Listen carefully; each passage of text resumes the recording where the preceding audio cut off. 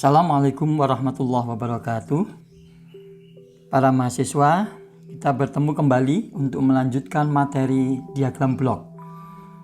Dalam pertemuan sebelumnya kita sudah pelajari dari pengantar diagram blok, aljabar atau operasi aljabar di dalam diagram blok, dan pembuatan diagram blok atau penggambaran diagram blok.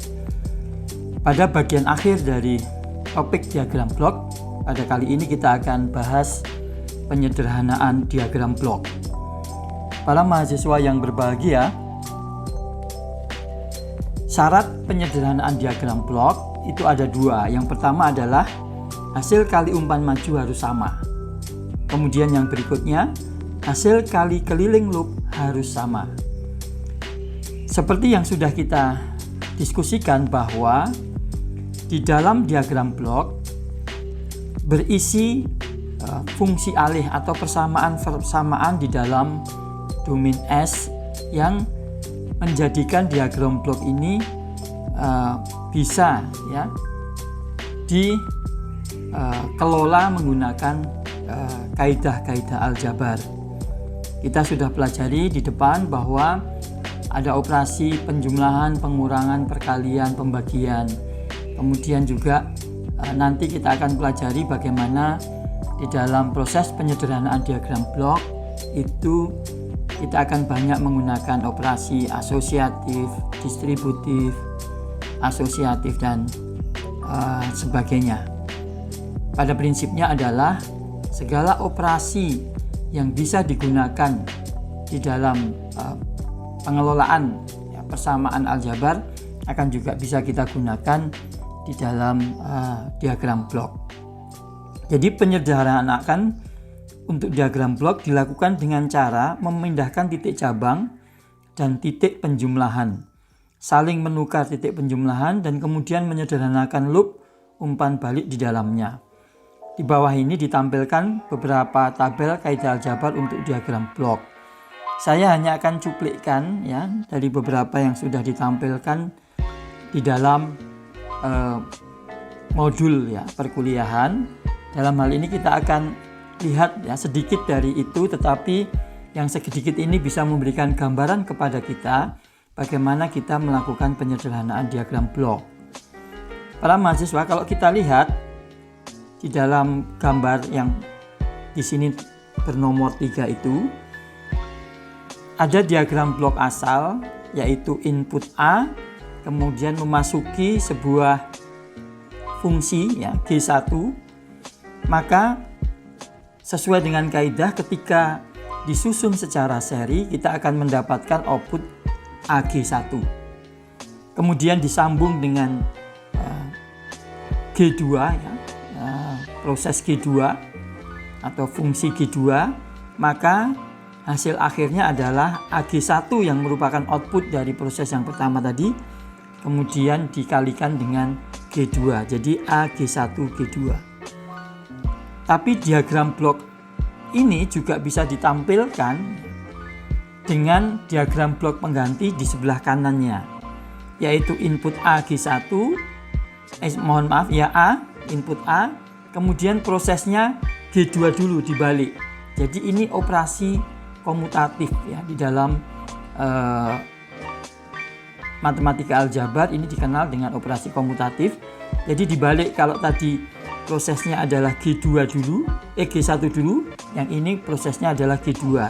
Hasilnya adalah A kalikan G2, baru kemudian diseri dengan proses G1, maka kita akan mendapatkan output yang sama, yaitu AG1 G2.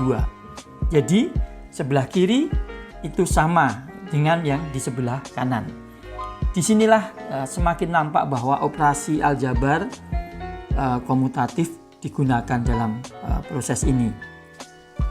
Yang berikutnya ada lagi AG1, diperoleh AG1 diseri dengan G2 menjadi AG1 G2, itu juga sama dengan A, prosesnya kemudian dikalikan diseri langsung prosesnya itu menjadi satu blok, yaitu G1 G2, maka hasilnya juga sama, A G1 G2. Jadi Ini juga sama di dalam pengelolaan persamaan aljabar ya. Kaidah aljabar juga menyatakan demikian.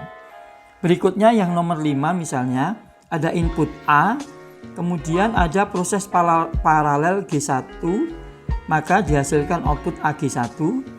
Proses paralel yang kedua adalah AG2, maka diperoleh AG2 ya. Kemudian dijumlahkan proses itu menjadi AG1 plus AG2. Jadi ini semacam operasi mungkin distributif ya di dalam aljabar ya. Distributif atau asosiatif ya di dalam aljabar ya. Mungkin para mahasiswa bisa melihat kembali, menengok kembali operasi-operasi di aljabar.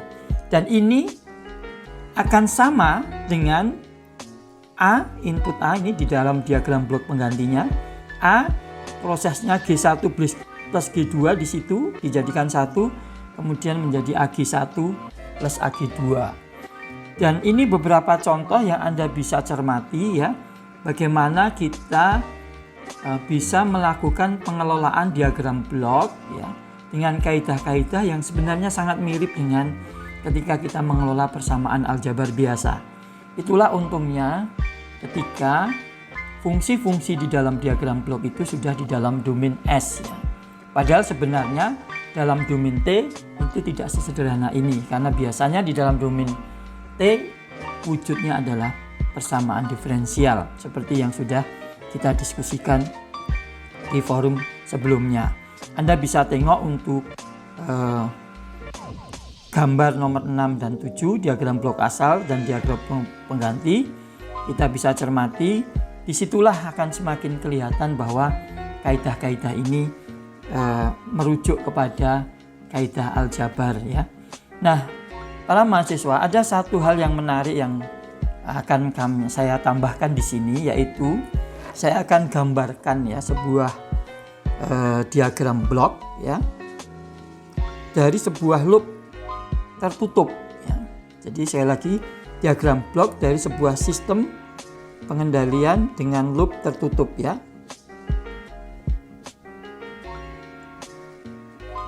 Kita bisa lihat ini.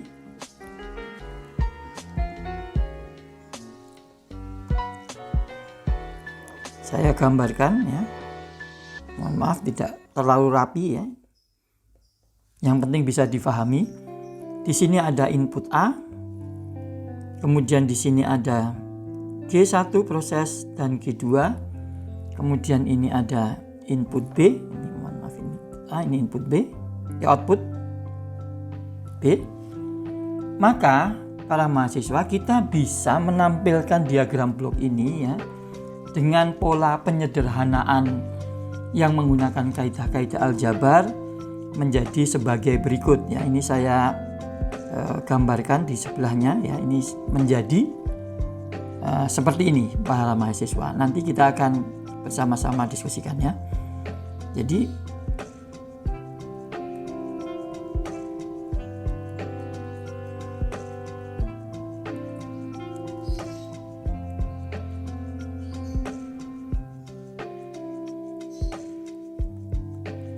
nah, silahkan Anda nanti menggunakan kaidah-kaidah yang tadi juga sudah ditampilkan di depan.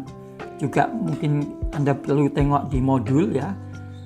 Kita bisa mendapatkan para mahasiswa ya dari gambar ini yang pada awalnya diagram blok dari sebuah sistem loop tertutup A, kemudian ada G1 ya, kemudian ada feedbacknya G2. Kalau di dalam pengendalian G2 ini adalah biasanya sensor ya, simbolnya biasanya H ya, sensor ya. Ini yang memfeedbackkan ya hasil dari pengendalian itu difeedbackkan lagi, kemudian akan dilakukan koreksi, kemudian hasilnya adalah sinyal error yang digunakan oleh kendali untuk melakukan proses pengendalian berikutnya. Intinya ini adalah sebuah sistem loop tertutup. Tetapi yang menarik para mahasiswa, sistem loop tertutup ini ternyata bisa kita tampilkan atau dalam tanda petik bisa kita sederhanakan menjadi sebuah sistem loop terbuka, ya. Bisa, ya, dengan kaidah-kaidah yang sudah kita tampilkan di depan tadi, ya. Jadi awalnya terdiri dari 2 blok G1, G2, ya, bisa digantikan dengan 1 blok, ya, dengan input tetap A dan outputnya tetap sama B, ya. Karena tadi ada syarat, ya, jumlahnya harus sama, ya, di dalam loop dan seterusnya tadi, ya. 2 syarat pertama tadi harus terpenuhi. Memang ada konsekuensi, ya, saat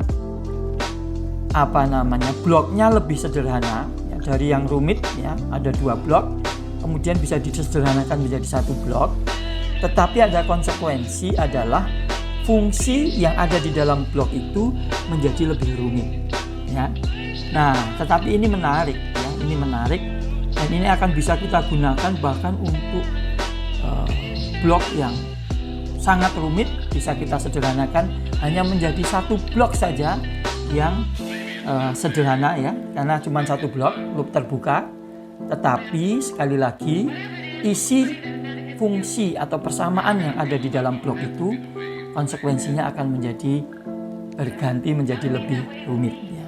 Tetapi dari loop tertutup pun bisa berubah menjadi loop terbuka. Nah, kita bisa lihat, ya, kembali contoh penggunaannya. Contohnya seperti ini. Ada diagram blok yang moderat, ya. Ini ada excess inputnya, kemudian ada KC, ini biasanya pengendalian, ya, proporsional. Kemudian ada G1, kemudian ada G2, bahkan ada loopnya itu, ya. Kemudian ada G3, kemudian ada feedback high. Tadi saya sampaikan ini ada sensornya, ya, mengfeedbackkan sinyal dari hasil pengendalian itu, ya, yaitu YS, ya, di feedbackkan dibandingkan dengan XS seperti apa errornya, itu yang kemudian digunakan untuk melakukan pengendalian dalam sistem itu. Nah, ini cukup rumit, ya, cukup rumit, tetapi dengan kaidah-kaidah dan dengan cara-cara yang sama kita bisa sederhanakan, ya, secara bertahap.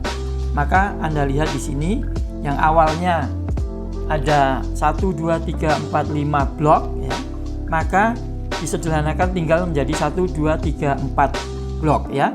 Jadi XS, KC, G1 per 1 plus G1, G2.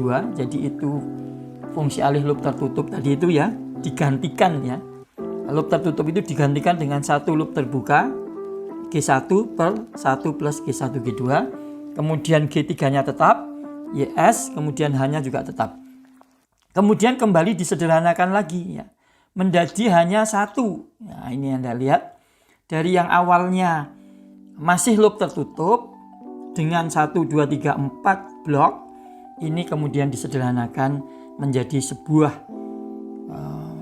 sistem loop terbuka, ya, tetapi konsekuensinya isi persamaan di dalam diagram blok itu menjadi lebih rumit. Demikian para mahasiswa, topik tentang penyederhanaan diagram blok yang merupakan bagian akhir dari topik diagram blok.